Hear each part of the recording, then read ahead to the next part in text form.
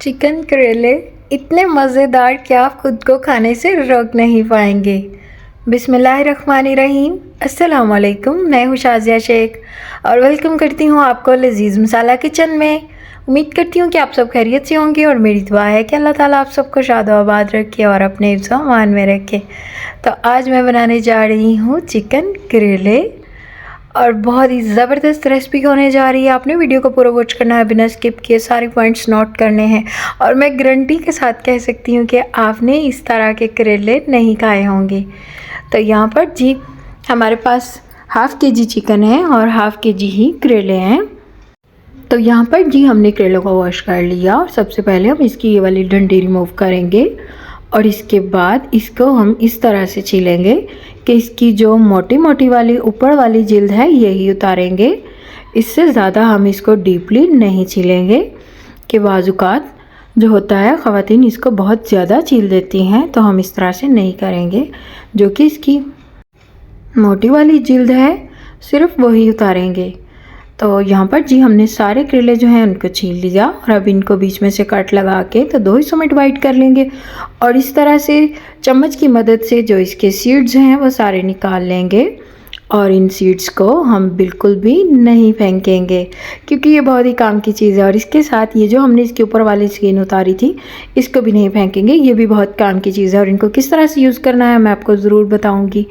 तो अब जी हमने एक चम्मच भर के नमक लिया और करेलों में शामिल कर दिया और इसके साथ ही जो छिलके हैं इन पर भी डाल दिया और ये जो हमने सीड्स रखे हैं इनके ऊपर भी डाल देंगे।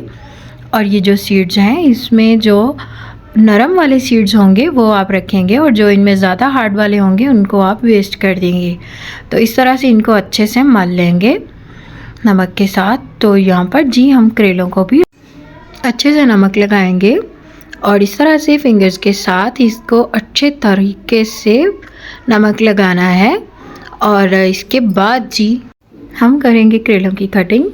तो कटिंग कुछ इस तरह से करेंगे, हम बहुत ज़्यादा इनको बारीक नहीं करेंगे और ना ही बहुत ज़्यादा मोटे। तो ये साइज़ में हम इनकी कटिंग करेंगे।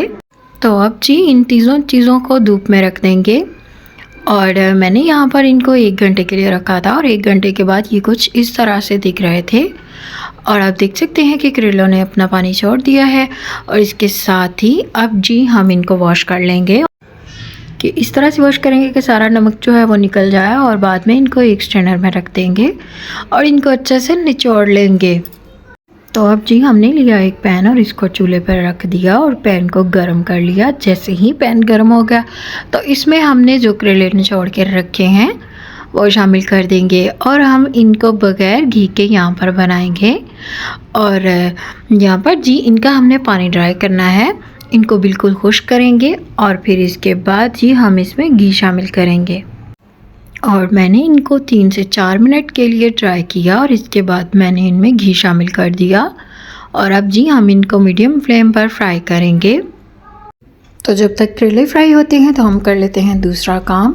तो ये है जी करेले की जो मोटे वाला छिलका है इसको हम दरदरा सा कूट लेंगे और इसके साथ ही ये जो इसके सीड्स थे इनको भी अच्छे से निचोड़ के तो इनको भी दरदरा सा हम कूट लेंगे।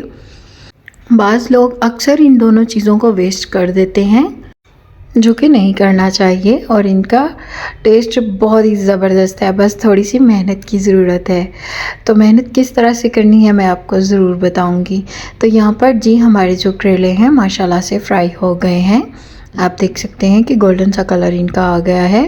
तो अब जी हम इनको निकाल लेंगे और इसके बाद जी इसी घी में हमने जो सीड्स जो हैं जो हमने इसके बीज जिनको हमने पीस लिया है वो शामिल करेंगे और इनको हम भूनेंगे, यहाँ पर फ्राई करेंगे।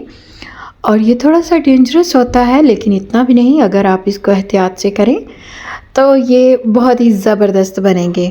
तो यहाँ पर आपने जो फ्लेम है उसको तकरीबन लो टू मीडियम रखना है, हाई फ्लेम बिल्कुल भी नहीं करेंगे क्योंकि ये बहुत जल्दी जल जाते हैं और यहाँ पर इनकी छींटे भी उठती हैं। तो आपने इस चीज़ का ख्याल रखना है कि जो फ्लेम है वो स्लो हो।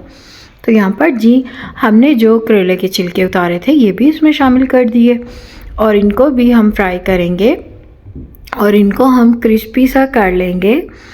اور آپ دیکھ سکتے ہیں کہ ماشاءاللہ سے بہت ہی زبردست اور کرسپی ہو گئے ہیں. اور اب ان کا یوز کس طرح سے کرنا ہے اس ریسپی میں آپ کو ضرور بتاؤں گی. تو اب جی ہم نے اسی پین میں سے گھی لیا اور اس میں 2 درمیانے سائز کے کٹے ہوئے پیاز شامل کر دیں گے اور پیازوں کو ہم سنہرا سا گولڈن کریں گے. تو جیسے ہی ہمارے پیاز سنہرے گولڈن ہو جائے تو ہم جی اس میں چکن شامل کر دیں گے. تو وہ چکن کو بھی ہم اچھے سے فرائی کریں گے اور اس کو اتنا فرائی کریں گے کہ اس کا کلر چینج ہو جائے. تو یہاں پر جی ہم نے اس کو تقریباً 7 منٹ کے لیے فرائی کیا تو ہمارا جو چکن ہے اس کا کلر چینج ہو گیا.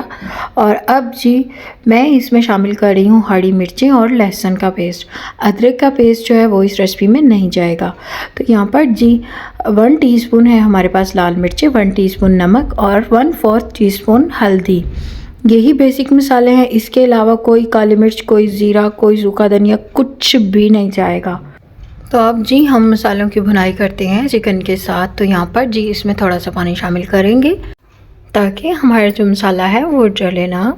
تو اب جی ہائی فلیم پر ہم اس کی بھنائی کریں گے تقریباً 5 سے 6 منٹ کے لیے. تو یہاں پر 5 سے 6 منٹ ہو گئے. آپ دیکھ سکتے ہیں کہ جو گھی ہے وہ مسالے سے الگ ہو گیا. تو ہم نے اس میں ٹماٹر شامل کر دیے اور اب جی ٹماٹروں کو اچھے سے مکس کریں گے. اور یہاں پر جی ہم اس میں ½ گلاس جو ہے وہ پانی لگا دیں گے اور اس کو کور کر دیں گے تاکہ جو گوشت ہے وہ اچھے سے گل جائے. تو یہاں پر جی ہم نے اس کو 5 منٹ کے لیے کور کیا ہائی فلیم پر اور آپ دیکھ سکتے ہیں کہ ماشاءاللہ سے پانی ڈرائی ہو گیا ہے اور گوشت اچھے سے گل گیا ہے اور مسالے نے گھی چھوڑ دیا ہے اور ہمارا جو چکن ہے وہ ماشاءاللہ سے بالکل ڈن ہے. اور اب جی ہم اس میں کریلے شامل کریں گے اور اس کے ساتھ ہی جی کریلے کے سیڈز اور چھلکے جن کو ہم نے کرسپی کر لیا تھا یہ بھی شامل کریں گے. اور آپ یقین کریں کہ اگر آپ اس طرح سے اس ریسپی کو ٹرائی کرتے ہیں اور آپ کو یہ کرسپی کیے ہوئے سیڈز اتنے مزے کے لگیں گے کہ آپ ان کو ایسے ہی کھانا چاہیں گے.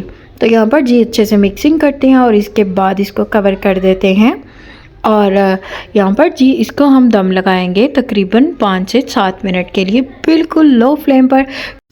تو یہاں پر جی ٹائم پورا ہو گیا، ہم نے فلیم آف کر دی اور آپ دیکھ سکتے ہیں کہ ماشاءاللہ سے ہمارے چکن کریلے بالکل تیار ہیں. اور ان کو کرتے ہیں ڈش آؤٹ اور آپ کو دکھاتے ہیں اس کی فائنل لک.